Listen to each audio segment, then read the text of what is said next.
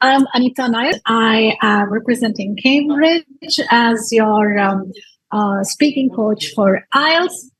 For the next 1 hour, the tips and strategies that I'm going to share with you, I request all of you to hear well, and we'll have the question answer session towards the end. So you can park your questions, because by the end, I'm hopeful that your questions will be answered. That's my guarantee to you. Okay. So all the questions that you right now have, just park it. And towards the end, we'll address, if any, that I have not met with.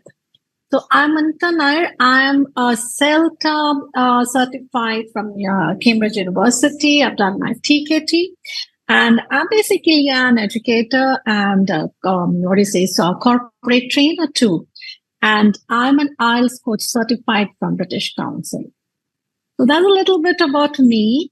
And now we will straight delve into the purpose that we have met today.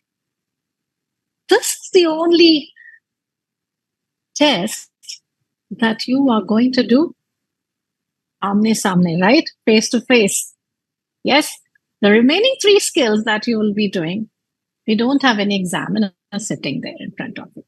But speaking is only a skill test where we have the examiner with you. It's a face-to-face session.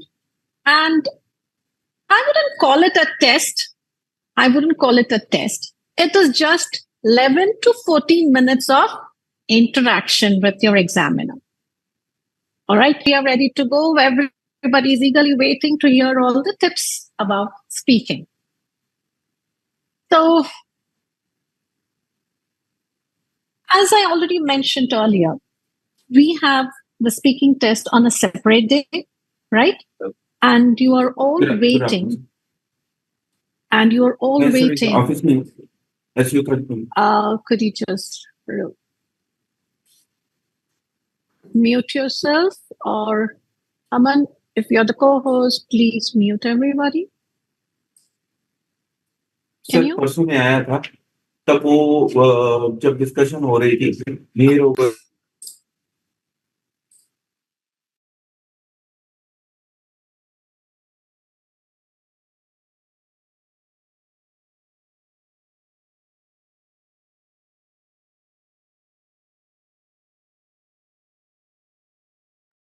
Whenever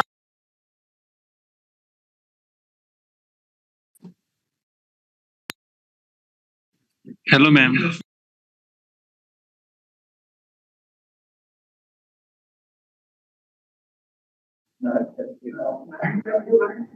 Hello. Am I audible now?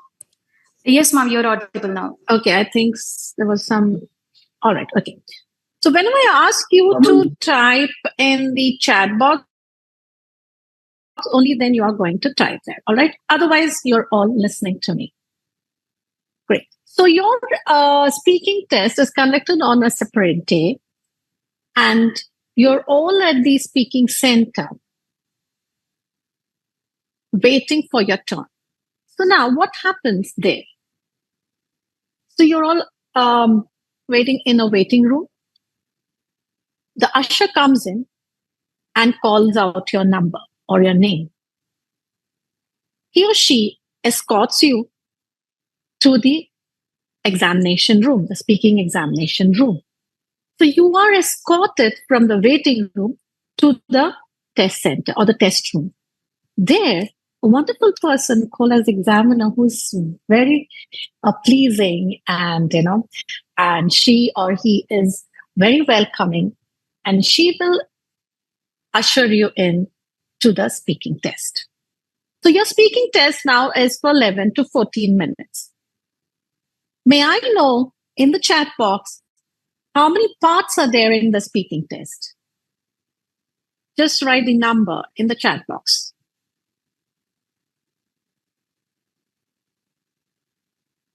How many parts are there in the speaking test? Okay, I see. All right, Tanika, Karamjeet. Great. Yes. So there are 3 parts in the speaking test, and Part 1 is about, again, 3 to 4 minutes. Similarly, we have part 2 and the part 3. So when I say speaking test, just because it is a test, I'm saying it is test. Otherwise, according to me, it's just an interaction or a discussion with the examiner. Remember one thing, all of you, a speaking test is not testing your knowledge. There are questions asked there, is it not, in the speaking exam? So they are not, the examiner is not testing your knowledge. What is she then testing? She's just testing your language. Okay? Since it is a speaking test, 11 to 14 minutes, you have to go on speaking. Just speak, speak, speak. Because the examiner is hungry to hear your language. You have to give the examiner sample. When I say sample, something has to be tested. Something has to be assessed. What is that the examiner is going to assess is the language. So you need to speak from the beginning till the end. So now you must be wondering, what are the criteria for assessment? What is examiner going to actually assess you? Do you know how many criteria are there for speaking assessment? May I see it in the chat box? How many criteria for speaking assessment? Mention it in the chat box.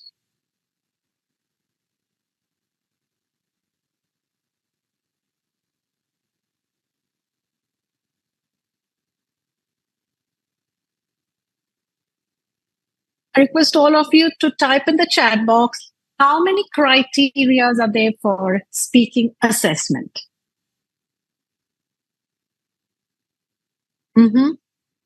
Karamjit says 4, Dalveer says 4. About the others? Yes, yes. Muskan, Vani. So I want everybody to, text me in the chat box the number of criteria. So once I know that you are aware of that, that will help me to move forward and then take you through all the 3 parts. So quickly type in the chat box how many criterias.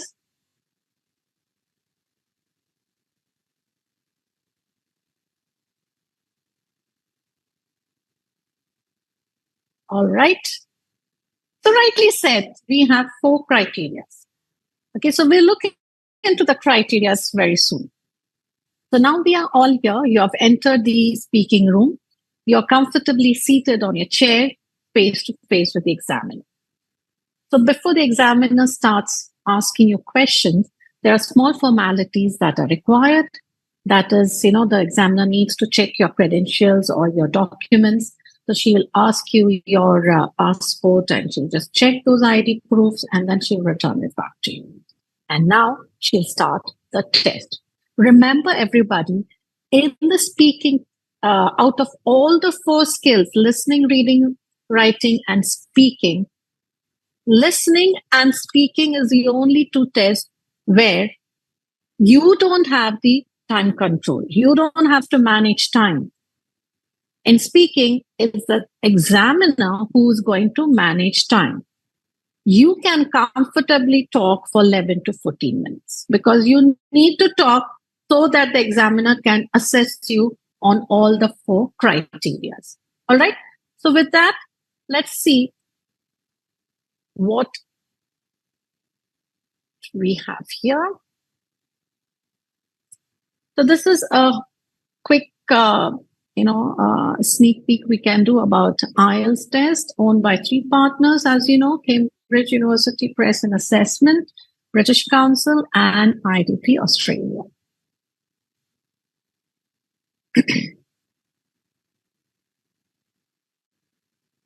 So here we are. So this is a quick overview of the speaking test, and you can see the 4 criteria, the 4 parameters on which you are going to be assessed. Fluency and coherence, lexical resource, grammatical range and accuracy, and pronunciation. Okay, and Another one vital information that I need to tell you is your test is recorded.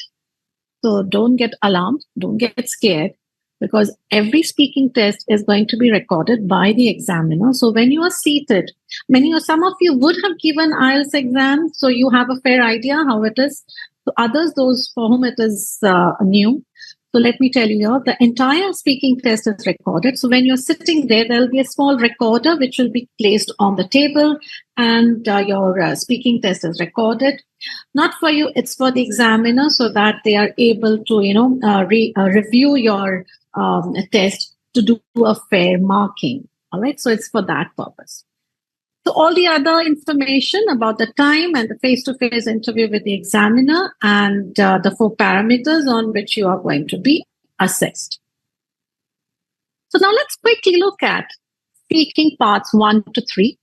Now here we have the complete framework of it.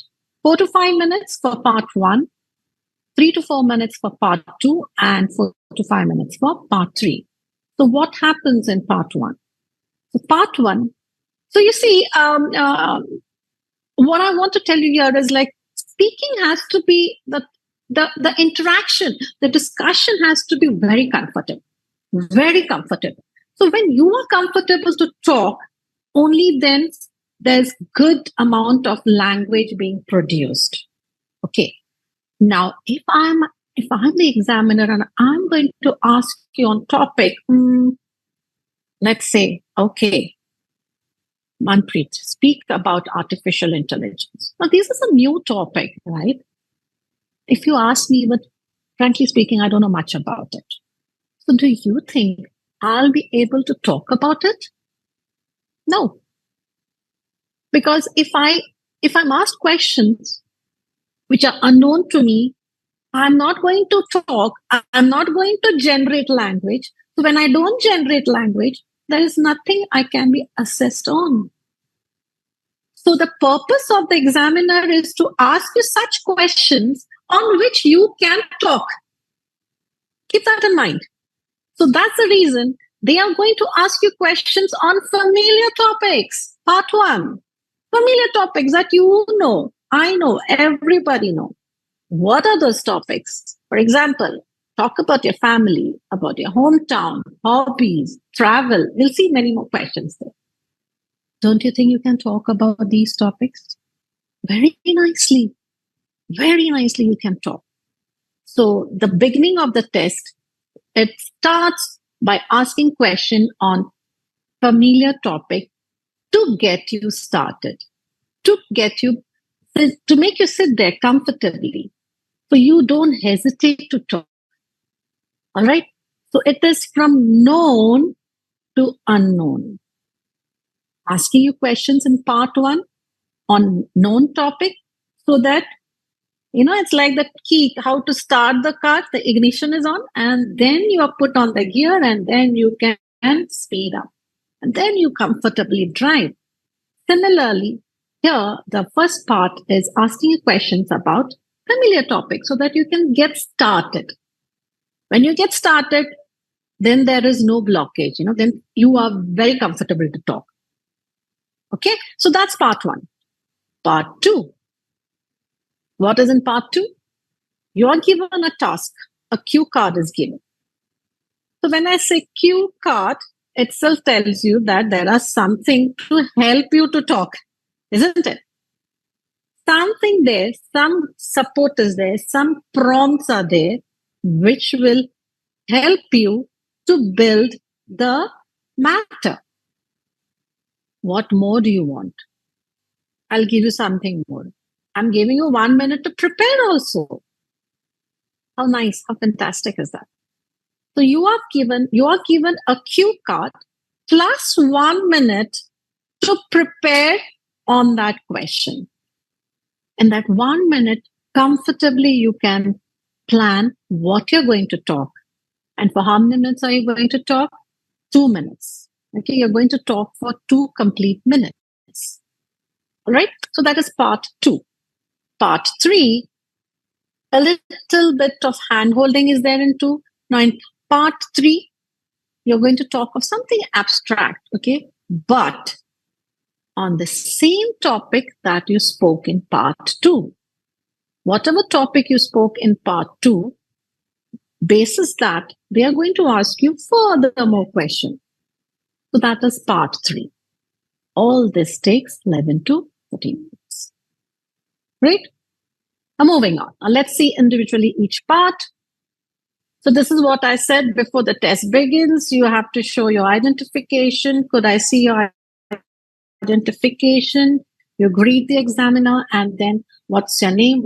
And the examiner will also call you. What can I call you? Okay, sometimes your names are quite long. So the examiner will ask you, okay, what can I call you? Feel free to give your short name. Okay, don't hesitate.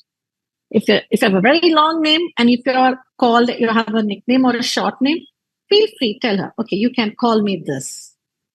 Okay, and where are you from?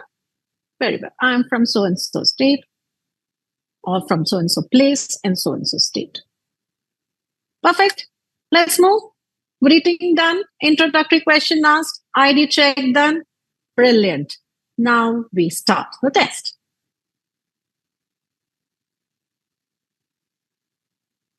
So again, a little bit more on the criteria, fluency and coherence. What do these imply? You have to speak at length, no hesitation. What you speak should be very easy for the examiner to understand. No self-correction and repetition. Ideas are linked clearly. That is what is coherent. So when you're talking, see that you're logically arranging the ideas that you're saying. Okay. Otherwise, if you keep jumping back and forth, it'll be difficult for the examiner to understand what you're trying to actually tell. It'll be very difficult for her to comprehend. So that is why it says, link your ideas clearly in a logical way. Coherence. Coming to LR, lexical resource. So you can use a wide range of vocabulary. Certain places where you want to repeat, maybe you can paraphrase that, not using the same word that you used before. Change it, use synonyms, paraphrase it. And then accurate and appropriate vocabulary. Now, one thing that I want to tell you is, remember on the examination day, do not try out anything new circus, okay? No new thing to be tried out on the speaking day. Some words, see, we all have so many words in our head, okay? Passive words. We have heard this word from our teacher, or maybe you saw some podcast, you heard somebody saying this word.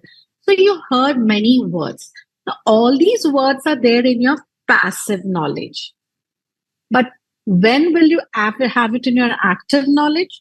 Only when you use those words. So let's say you have not used certain words which you have heard.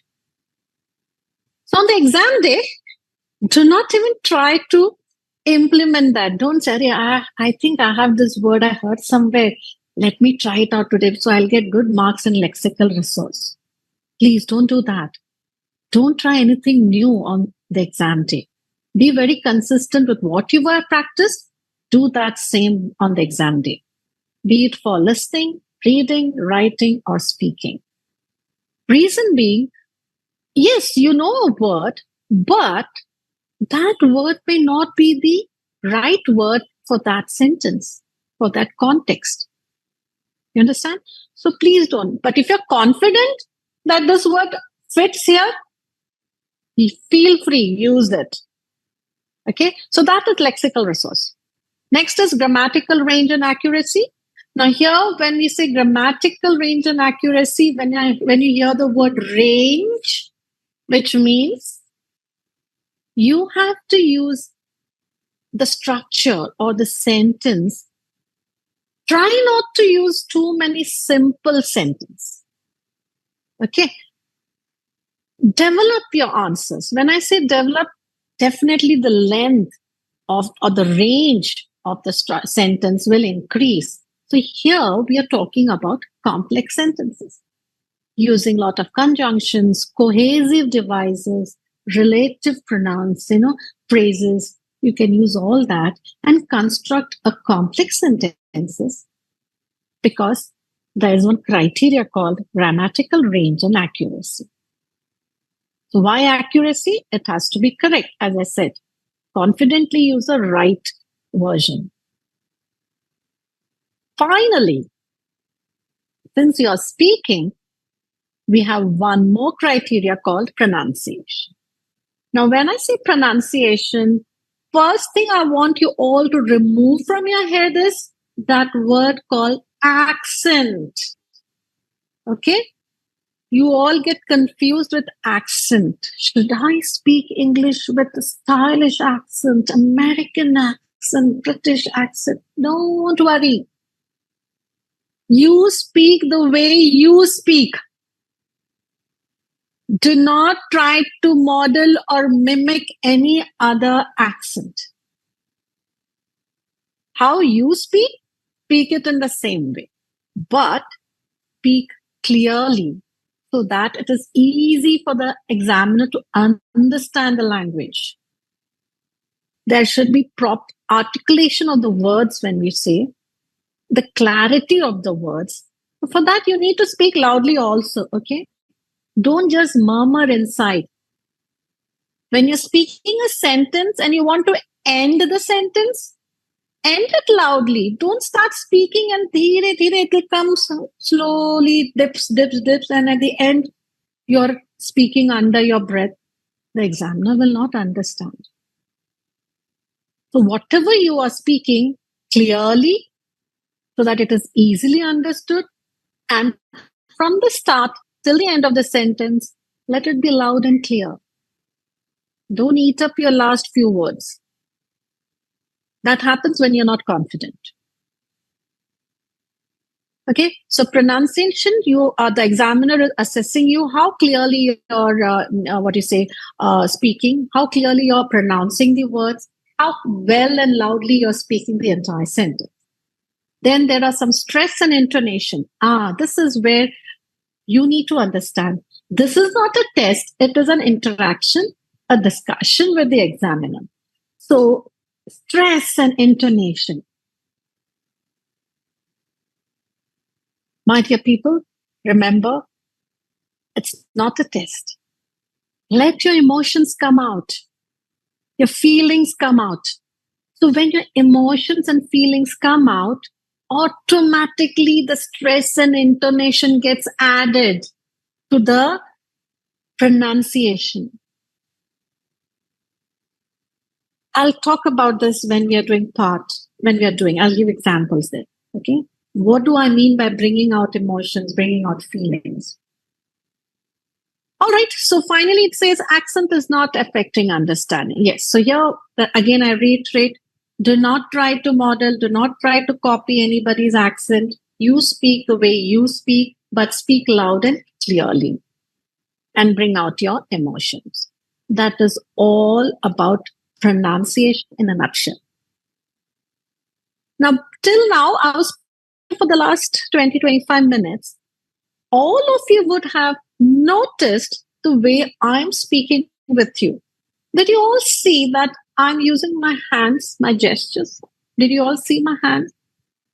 Some of you, like I can speak, I cannot just keep my hands on my lap and speak like this. No, I can't. That means I'm sitting so stiff and speaking. I don't think I'll be able to speak freely because that's not me. So I need to use my hands. If you are also like me, please go ahead.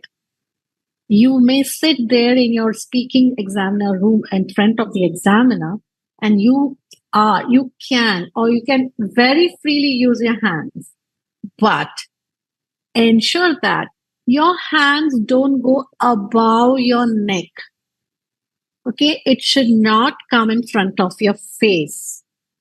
That is not the right way. It obstructs the view. You have to maintain eye contact with the examiner. Do not look down. Don't look here and there and talk. Look at the examiners. Examiner is looking at you and smiling at you. So why don't you look at her too? Give her a nice smile and talk. So if you're using your hand gestures, ensure that it is below your neck Because you will be sitting, there's a table there in front of you, just like the way I'm sitting now. I'm sitting on the table and my laptop is on the table and I'm talking to you. All right? Okay. Now let's see further. So these are the some. Okay, did I miss something? Yes. There are some specific observation for again the band descriptor, the criteria. All right, I think this we can cover while we are doing.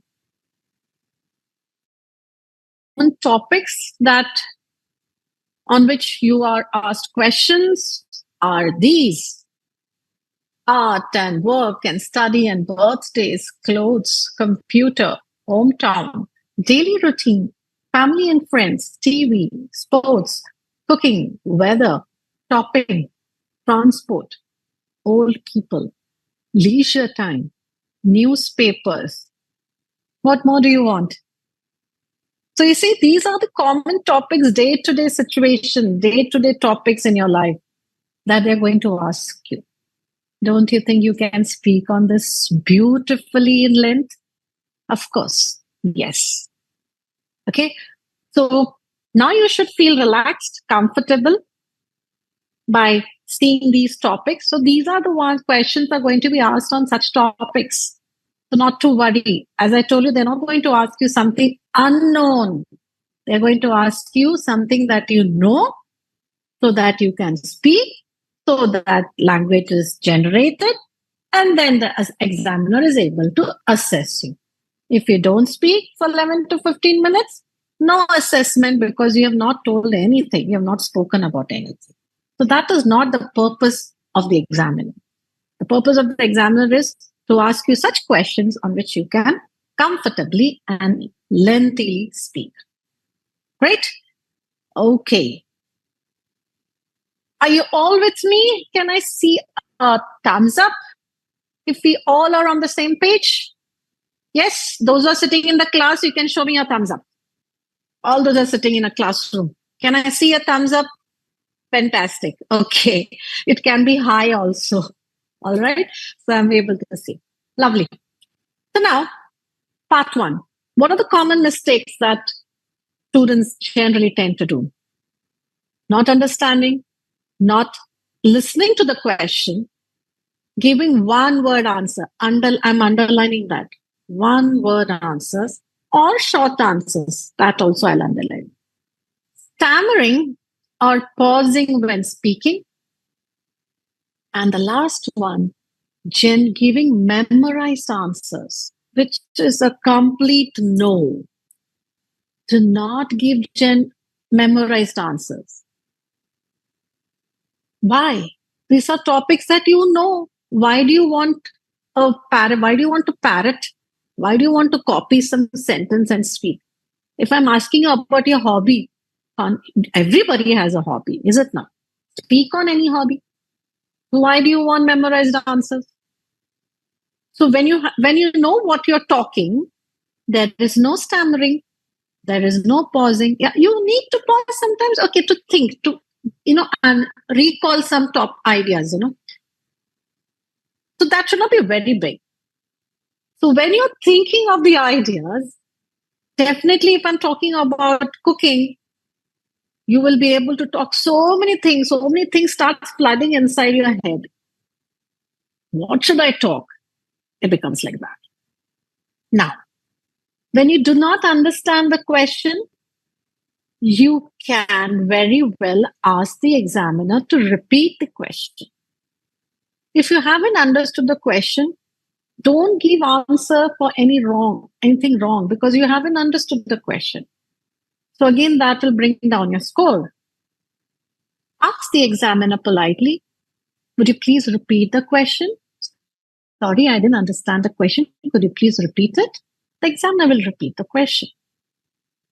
So having heard the question very well, you can start giving your answer. Remember, the second point is very important, which I underlined. Do not give one word answer. Do not give short answer. Why?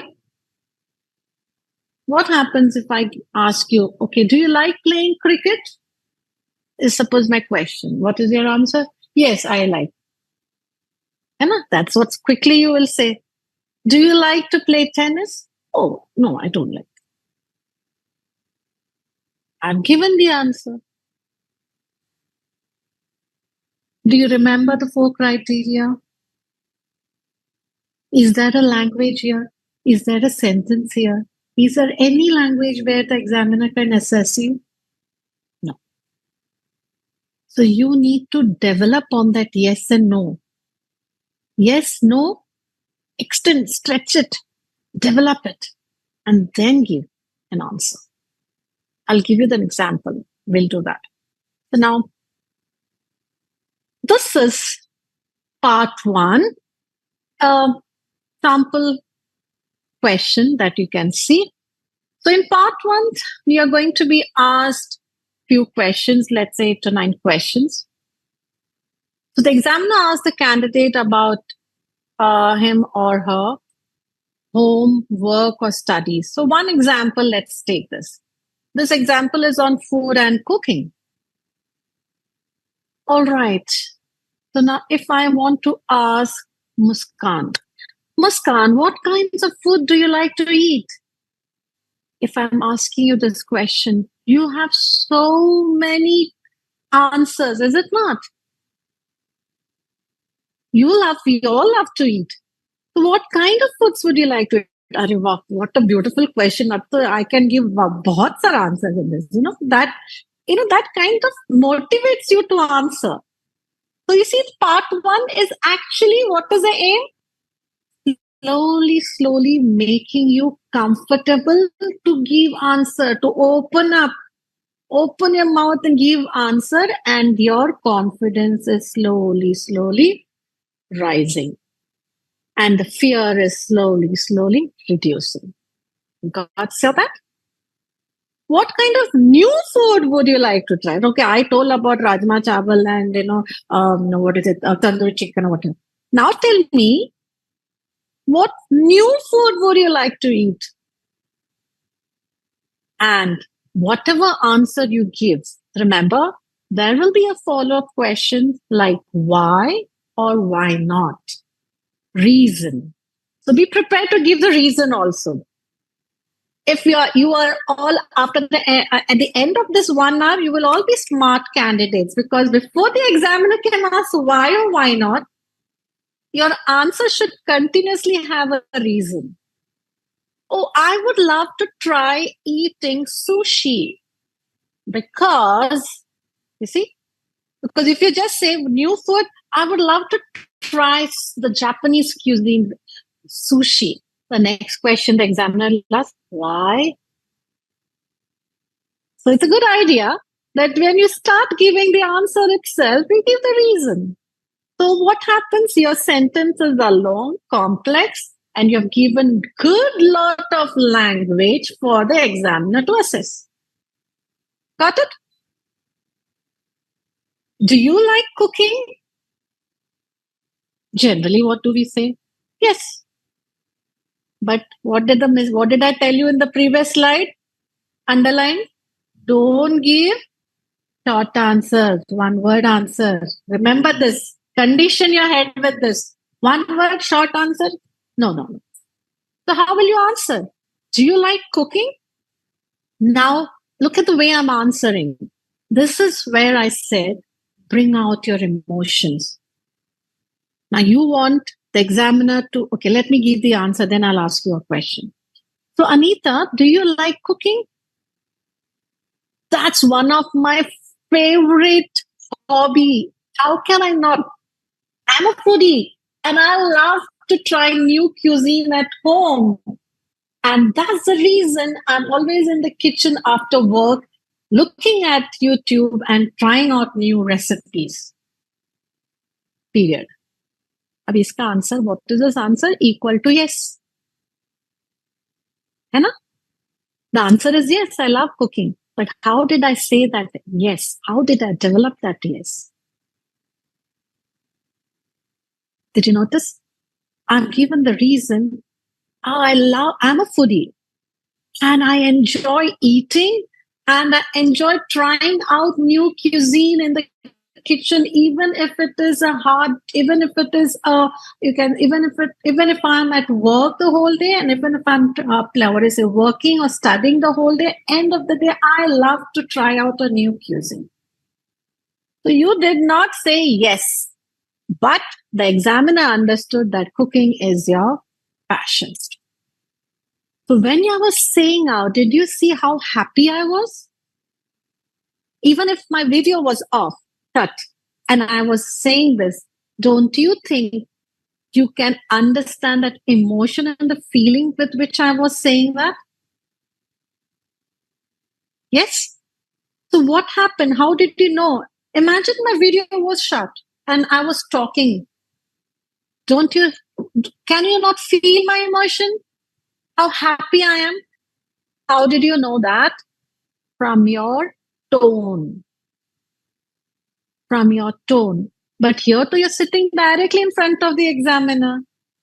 Your eyes are gleaming. You're having a smile on your face. Shows how happy you are.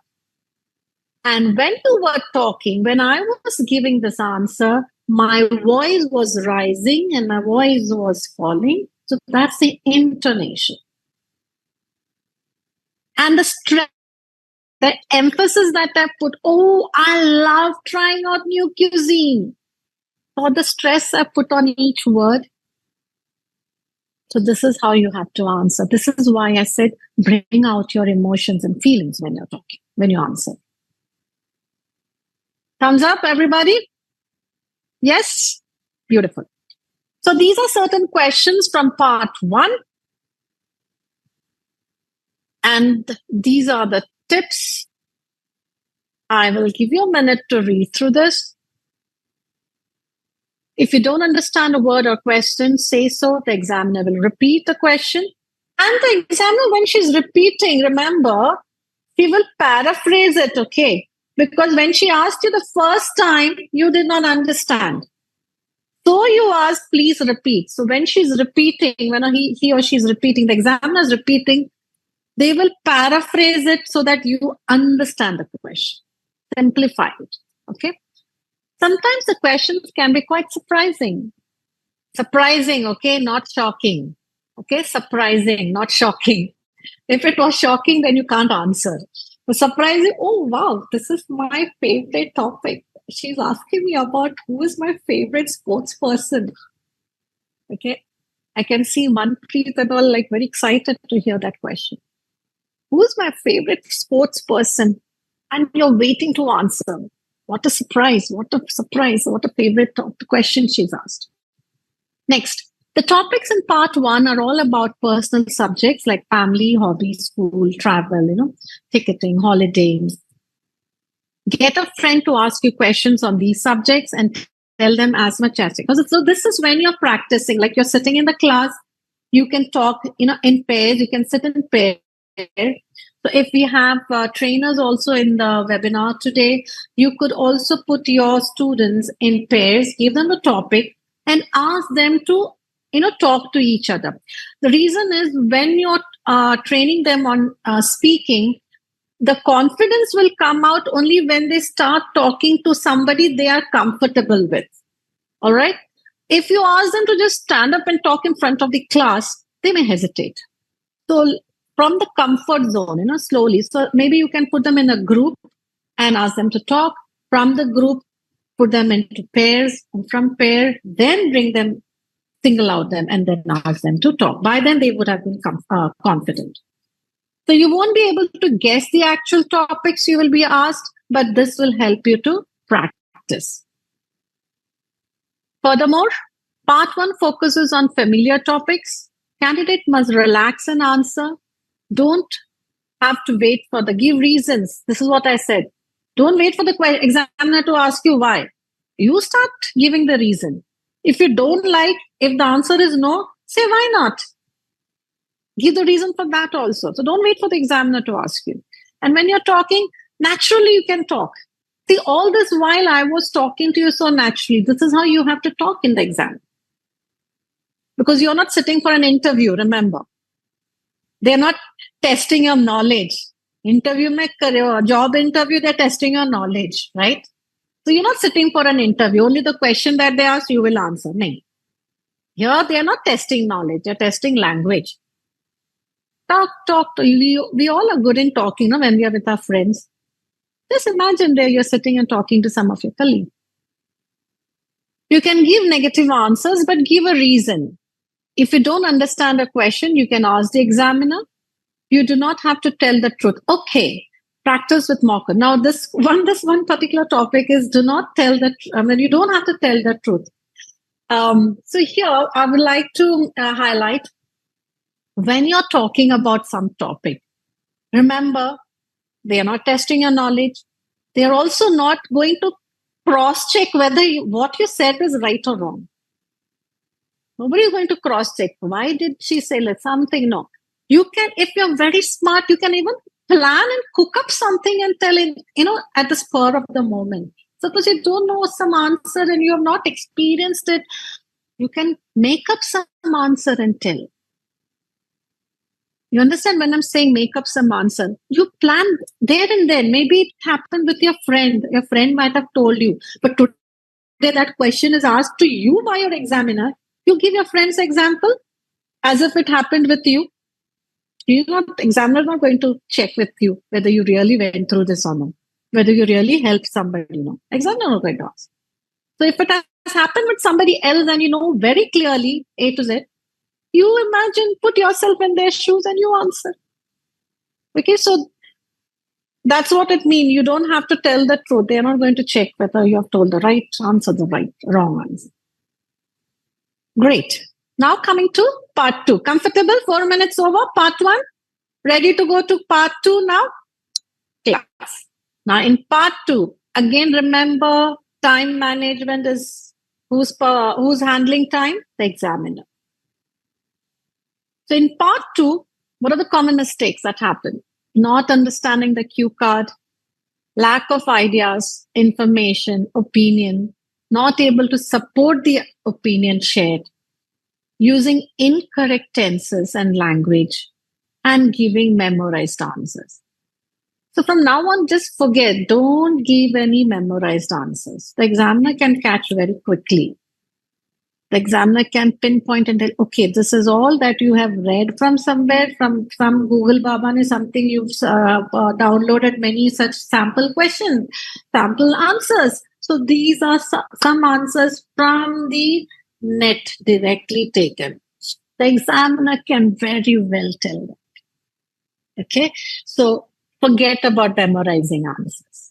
As I told you, topics are common, they're known to you. Part 2, cue card hai, prompts are given. Aur kya chahiye? 1 minute is also given for planning. What more do you want?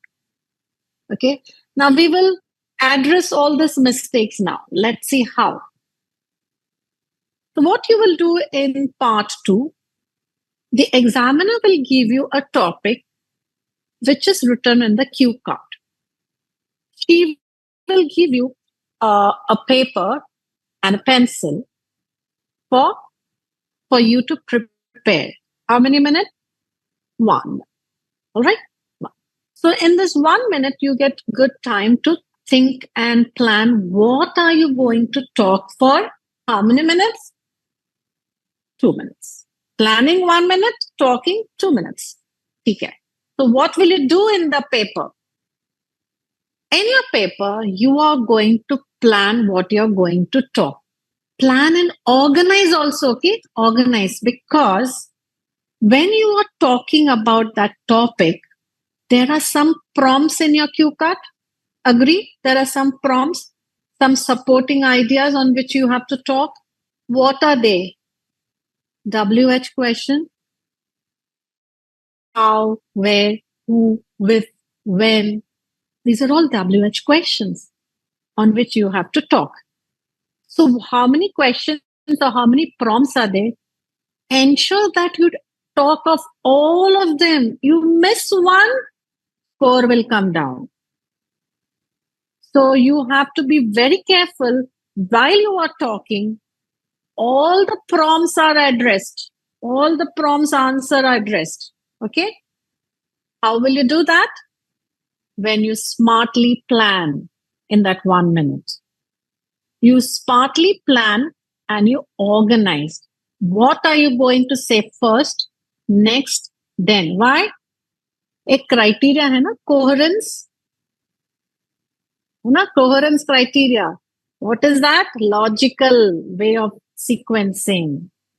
So the examiner is also looking at coherence. So here you ensure that you talk in a very logical way. So how are you going to plan? Let me show you. So this is an example of part 2. Look at this question. The question says, describe a lake, a river, or a sea that you have visited. You should say, how many prompts are there? There are 3 prompts. No, there are actually 4. Read the question completely. First prompt, where the lake or river or sea is, how often you have visited. Third, what activities you do. And the 4th is, explain why you like this particular place. Don't overlook the last question. That is kind of a trap. Distractor, listening may distractor. There are distractors and even in reading. Similarly in speaking also. So what happens is you talk about all the 3 arrows, but you forget the 4th one. Explain why. So this is kind of a kind of a trap. So include the 4th one also. How will you plan? Left, can you see this mind map here? So this is the way you're going to plan your answers. In the paper that you get, you can draw something like this. In the middle, you can write the topic. Maybe you visited a sea or a river or a lake. So the lake you visited. Then you branch many branches. Where branches are what? WH questions. Where, why, or how many prompts are there? 3. Where, how, what, why. 4 WH questions. So can you see here? How, where, then you have what, and then you also have why. So it's a good idea to write more ideas, more WH questions. Look here, who? There is a who here. But in the prompt cue card mein to who nahi hai. But we are all smart students, we are all very smart. So what you will do is, you are going to plan some more questions like who? What is the story? Is there any story connected? Why you went to that lake? Some story also there. So you write such notes, bullet points in that 1 minute. In that 1 minute, you can also write the name of the place is not asked. Where is this lake? Where the lake is there, but name of the lake or something, it's not asked. You add that, develop it. Don't stick to the questions that are asked in the cue card. Write extra in the planning. Okay? 1 minute is up and the examiner will say, start. So you're going to speak for 2 minutes. So how are you going to speak? Now in this mind map, you can also write numbers 1, 2, 3, 4, 5. Which one will you talk first? Which bubble will you talk second? In which bubble are you going to talk third? You can put numbers. And when you are talking with the examiner, you have to maintain eye contact with the examiner. You can also look at your mind map, the planning paper. You are allowed to look at the planning paper. Look, come back, look at the examiner. And you start talking.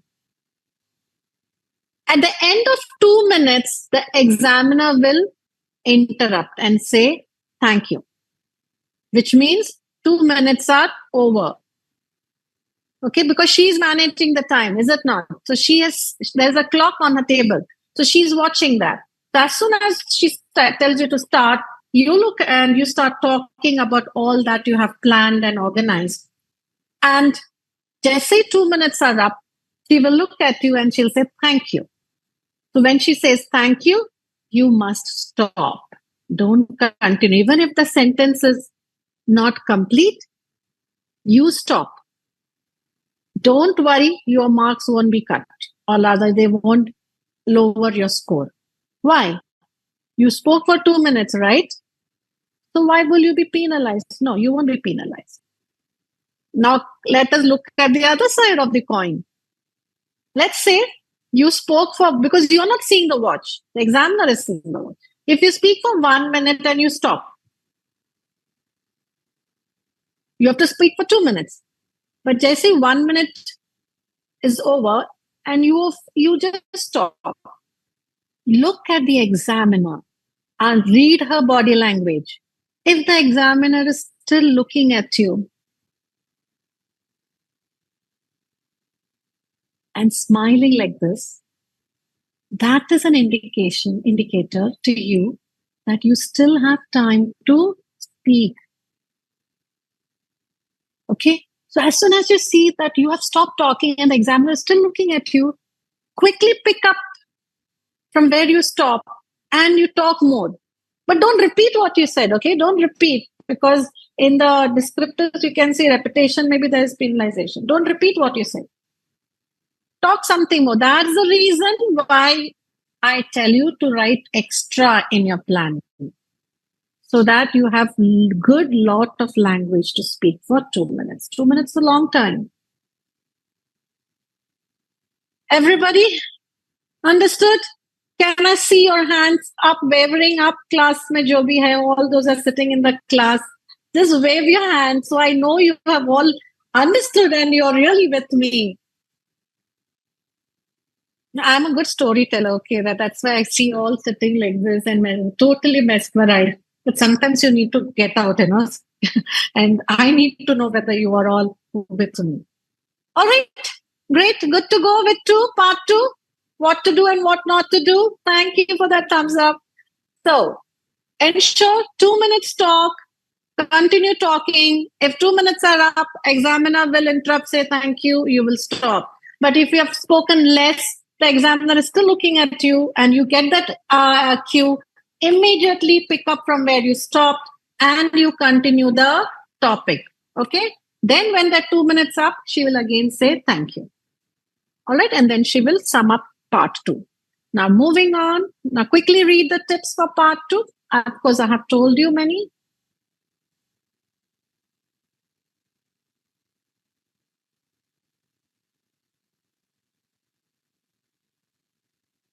Okay, so now this is a question for part 3. This is on part 3. So remember, the part 3 question is based on the topic that you get in part 2. All right, so here, this is a discussion phase. Okay, this is a discussion phase. So here you have to be still more comfortable to start talking with the examiner. So the example questions are, in your country, how much time do people spend on work and how much time on leisure? Is this a good balance? Do you think? Okay, so this is a typical question. So when you're talking here, remember to extend, stretch, develop on the topic. Give many examples. Okay, now let's say if you want to talk on this, how much time do people spend on work? So if I'm based out of Mumbai, and in Mumbai, people travel to work by train, okay, local trains or by car. And that, the trains are a lot crowded. It takes 1 to 1.5 hours to reach. So people spend a lot of time on work and traveling as well, because their workplace is far, and they also spend time at work and also to travel back and forth from work to home. And because of this, they don't get much time for leisure. So Sunday or the weekend is the only time when they have for themselves. And this is when they can spend the little bit of time on their favorite hobby. So you see, I added on that question, how much time on leisure also. So I don't think, now come to the next question. Is this a good balance, do you think? So I don't think this is well balanced. Work-life balance is not very well balanced here, because they are working for 6 days and they just get 1 day for their leisure. where they also have to give time for, let's say, their family too. So this is how you are going to give the answer there. Got it? If you think that you have to give a negative answer, go ahead. Please give your answer. Would you say the amount of free time has changed much in the last 50 years? So when you say last 50 years, give some example how it was, free time earlier and now. Are you having a lot of free time? So you can say maybe with development and technology, now you have so many things with which you can work comfortably. So you get a lot of time. You can save time. The machines and appliances are helping you with your household chores. And you get a lot of time for your own talent and your leisure. So give examples in part 3. All right? Done? And when it is 15 minutes, the examiner says, this is the end of the test. That's the end of the test. Thank you. Right? So we have come to the end of part 3. Now let me show you all the tips. This slide, quickly read this. You're not being tested on your ideas or knowledge. So talk. Remember, the examiner always wants you to do well and will try to help you if you're struggling. So what you mean here is like sometimes the examiner is asking questions from a book. Okay, she has a script with her. So a certain time when you are stuck at certain place, let's say, so she will ask you some backup questions. So when she's asking you some backup questions, you can very well start from there. That backup questions are meant for you to answer. Okay? So that's why it says, even if you're struggling, the examiner will help you there. How to use phrases, useful phrases. In my opinion, it's possible, it's likely. When you want to say something with conviction, with your own confidence, these are the certain phrases, some examples of phrases that you can use.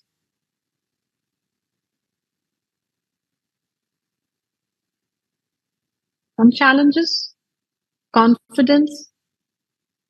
What do? Speak in front of the mirror, or you can record when you're speaking. If you're in the class, speak with your colleague, making notes. So when you're making notes in part 2, you have to make notes, is it not? So why don't you take some questions, and why don't you set a timer for 1 minute and practice it at home to write notes? So that will help you time yourself and making notes. How to extend, how to develop the conversations, give reasons. You can also give the outcome of it, the impact, cause and effect. You can give your opinion.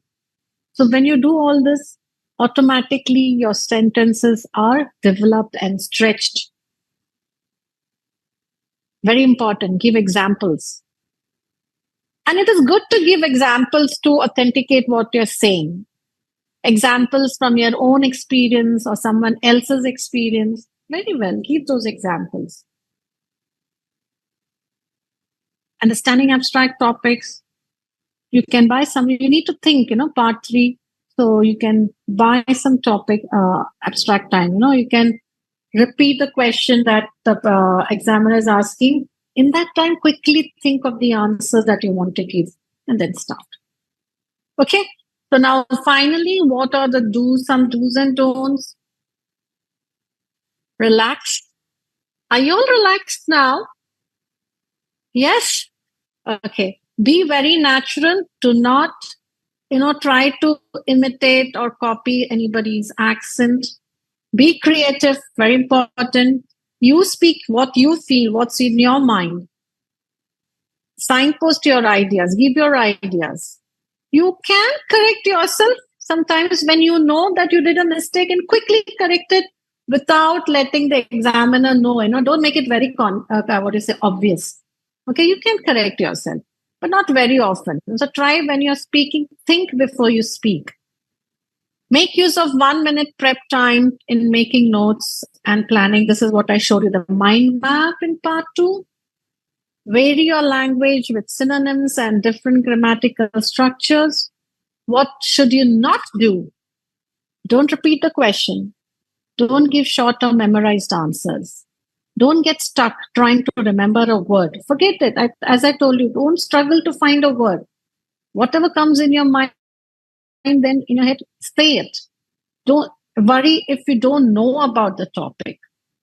Show off by using this is what I said, don't use very difficult words which you think you know, but it doesn't fit the meaning. Okay? And now finally, be natural, chatty, friendly, open. There are no right or wrong answers. It's just opportunities to talk. Always add more to your answers. Prepare ideas, your memory, personal memories for recent and common topics. Don't worry if the examiner interrupts your answer. It's normal. In part 2, you should add more information than the cut. This is what I had told you. We're just summing up, okay? In part 2, the examiner controls the time. In part 3, explain what you mean with examples. So this example thing will always come in the third part. Okay, remember that. The example thing comes in the third part because cue card is what is given there, only you have to speak. And in part 1, it is all about your day-to-day topics. Okay, so but examples will always come in the discussion part. That is part 3. You can always ask the examiner to repeat the question if you want. Great. And that's all for the speaking tips and strategies from my end. Now, if you have any questions here, I'll address it. If you have any questions. Well, you started with so many ifs and buts, and I said most of them would be addressed by the end. So I'm here now. Amandeep, how much time do we have? Ma'am, we still have 10 to 15 minutes. Okay. So take this opportunity to ask questions. You can put it up in the chat box, or Amandeep, if you have received some questions, you may please read it out. I will address it. I would also request all the participants to put your queries in the chat box because I haven't received any. I can see Sanju raising hand. Yes, raised her hand. Do you have a question? Would you please type it in the chat box?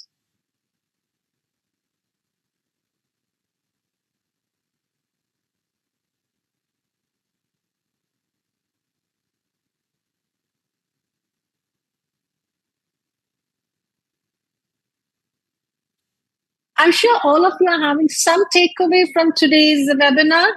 Yes, can I see your thumbs up? Yes. And there'll be a lot of unlearning also. All these are like new takeaways, and sometimes we have some notion, some learning, which you need to unlearn and learn something new. You must be practicing something, and which today you got to know, oh, this is not the way, this is how I should be doing. Okay. So there'll be a lot of unlearning also after this webinar. There'll be a lot of takeaways, something new for you, some good takeaways. Okay. So all I want to say is like speaking, be very comfortable. Don't even let in those butterflies inside your stomach. Okay.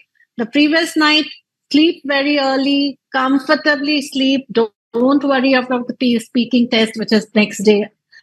Watch a nice movie, go to sleep, get up early, freshen up, go to your speaking center. There's a nice hotel there to conduct the speaking test today. Wait in the waiting room till you're called. Don't even let any butterflies come into your stomach. Okay. So don't worry, no tension, no anxiety, nothing. It's a discussion, as I told you, not an interview.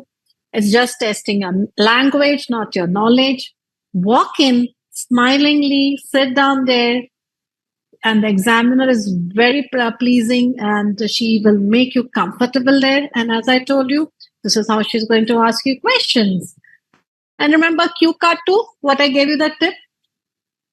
Understand the body language of the examiner. If you have not spoken for 2 minutes and you still have time and you have dried up, when I say dried up means you don't have anything more to say. So that is called drying up. So when you feel like you're finished and you're going to put a full stop, look at the examiner. The examiner is still looking at you, nodding and smiling, which means there is still more time. So quickly pick up from where you stop. Add some. Then I also remembered this lake has a very beautiful, history behind it. Something like that.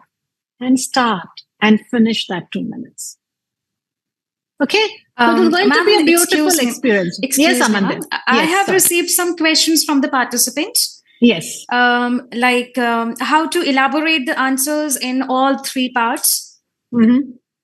And there is one more candidate named Dhvanish, and she is asking, can we rephrase negative answers in a positive way? Absolutely. Let me address the second question. Rephrase, that's what you have to do. See, however you want to answer, what is the crime? What is the purpose that you give language? You have grammatical range and accuracy. So if you're even, using the negative in a positive way, as I told you, the examiner is not going to test what you are speaking. The examiner is going to assess how you are speaking, not the what. How. So positive you speak in negative, negative into positive, whichever way you are developing, you are generating sentences and a good structure. Okay, good enough. And now coming to the first question, how do we develop in all the 3 parts? So you see, in part 1, 3 to 4 minutes, you don't have to speak too much. In first part, whatever question is asked, you just answer that. But as I told you, don't answer in yes and no or in 2 words. There, as I told you, you can speak about, because it is all about your hobbies, your travel, your likes and dislikes. You can speak very well, and I'm sure you can develop that answer. You will not be stuck with only 2 words, because such is the topic in part 1. Part 2, you have the cue card. They ask you for 3 prompts, and the final question is there at the bottom. You prepare on that, because this is an experience where only you can talk about. Okay, I can't tell about your experience of a lake. So you would have gone, or maybe they're asking you about a birthday party that you last attended, or whose party was it, with whom did you go, what did you like there. So you put all those questions. At the birthday party you would have attended, what went well. So you write all about that, make a story of that birthday party and talk. So comfortably you can talk for 2 minutes. And third one, there are 2-3 questions in one. So you have to, you can develop very well, because again, as I told you, part 3, give an example, something that you remember from your day-to-day life, about that topic. Give example. So you can very nicely develop.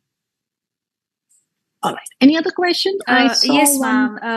One question from Sanju. It is like, how to decline fillers while speaking.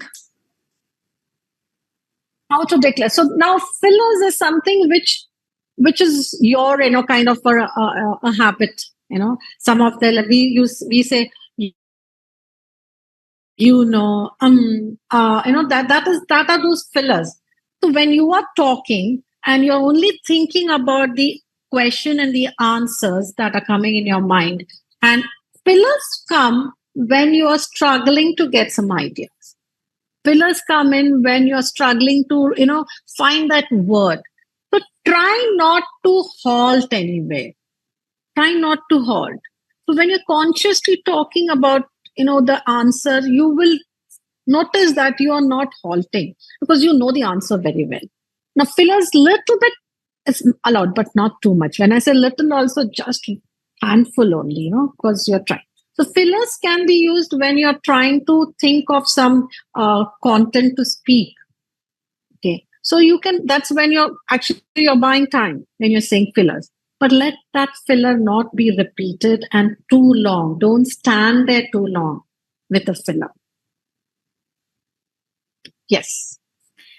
And ma'am, next question is how to improve voice modulation, asked by Amit Kumar. Okay. Now here I would like to highlight there is no voice modulation. There is no voice modulation in speaking. If I was a storyteller, I will resort to voice modulation. But here you have voice intonation. There's a difference between modulation and intonation. When I say modulation this is my voice that you're hearing. Okay. Now, when I try to speak like a 4-year-old child, do you think this is how my pitch and my tone would be for a 4-year-old child? No. The voice is different. When you're talking on the phone, you cannot see the other person. But if I make a 4-year boy and let's say a teenager and a middle-aged person and an old person, okay, 4 different age group. If I ask these 4 people to talk to you on the phone, I'm sure you will be able to identify who is the 4-year, who is the teenager, who is the middle age, and who is the senior. Because the voice changes, right? So that is when you say there's a difference in the voice. But when you're speaking in the test, you don't modulate your voice. Intonation is rise and fall of the voice. You don't change your voice. That is modulation. So don't think about changing. So voice modulation is not there in speaking test, only intonation. So that's when I said, bring out your feelings, bring out your emotion. Like sometimes there's a question, oh, I love to play cricket. You see how my voice rose up and how I stressed on, I love to play cricket. Now, there's this one question commonly asked. Let's say the answer is no. How do I develop on a no answer? I'll give an example. My favorite sport is, let's say, throwball. Okay. Or let's say I love to play hockey. And the question put to me is like, Anita, what's your, how often do you play your favorite sport? Okay. This is the question. Now, the answer is I don't play my favorite sport quite often. I don't get chance. I don't get to play. So the answer is no. So listen to the answer. So how often do you get to play practice your favorite sport, Anita? Ma'am, hockey is one of my most favorite sport that I enjoy playing and I enjoy watching also. Now, but unfortunately, I come from a very small town where we don't have a big playground or like a big space to practice hockey. So sadly, I'm unable to practice hockey during my weekends.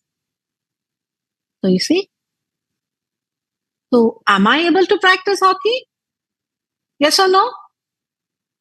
No. But did I explain why? Or did I give that answer in a long sentence and develop that no? So wish I could practice my favorite in other ways, like, how I wish I could play hockey every day or even during the weekends. But sadly, I come from a town where we don't have a big playground where I can actually, follow my passion. See, another way of saying no.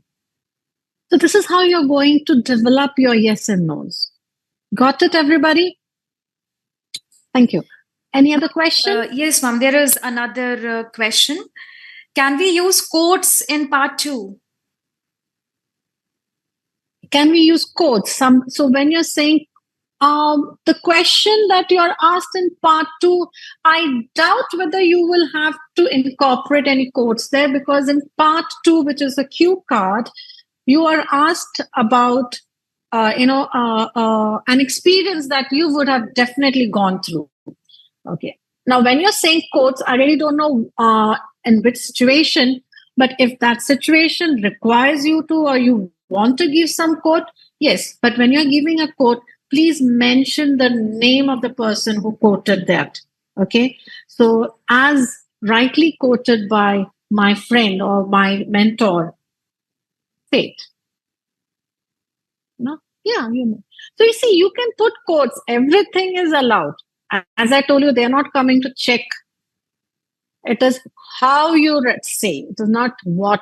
It is how you say. So that is the speaking test. Ma'am, there Done is with? another interesting question that Mhm. can we talk about our current courses? Like some students say that I'm preparing for IELTS or I'm currently taking language classes. Is it accepted? And the candidate is saying this is my biggest problem. Problem. Okay. What is the problem? Just answer the question. Whoever asked this, whatever question is put to you. Now, there are sometimes the question asks, what are you doing? Like, do you work or you study? Okay. This is all the first part one question.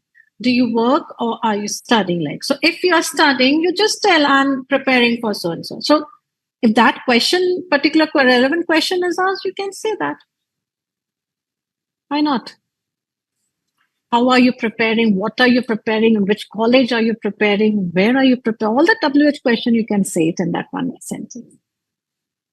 Yeah. Done with? Just one last question, ma'am. Happily. And it is that can we ask the examiner to paraphrase the question or tell us the meaning of any word in any part? Thank you. Beautiful. I think that is one question that I missed. My bad. And I'm sorry for that. Well, I did tell you all that you can ask the examiner to repeat the question. But you cannot ask the examiner to change the question. Okay. Now, when you say repeat, you just use the word repeat. Automatically, as I told you, the examiner is going to paraphrase. You don't tell the examiner to paraphrase the question because the examiner herself will paraphrase and tell because she's not going to repeat the first time question again the second time. Why will she do that? Because you didn't understand the first time when she asked you. So the second time, she will paraphrase the question automatically. So you don't have to specify that. Please paraphrase the question. No. You can ask her, would you mind repeating the question? I'm sorry, I didn't understand. Could you please repeat the question? Politely ask. So the examiner will paraphrase and ask you.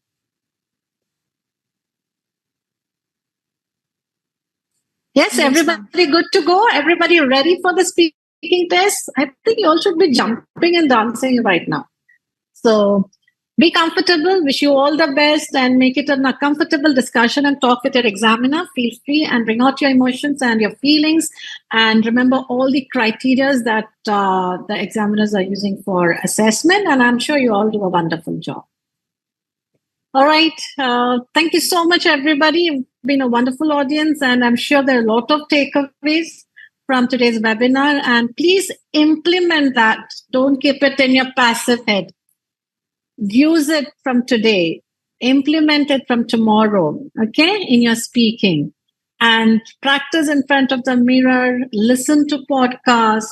You can try to get ideas from all these, medias. How to speak. You see how they are speaking. All right? Yes. Thank you. Thank you, everybody. Thank you, ma'am. Thank you for your expert guidance. Thank you. Bye-bye.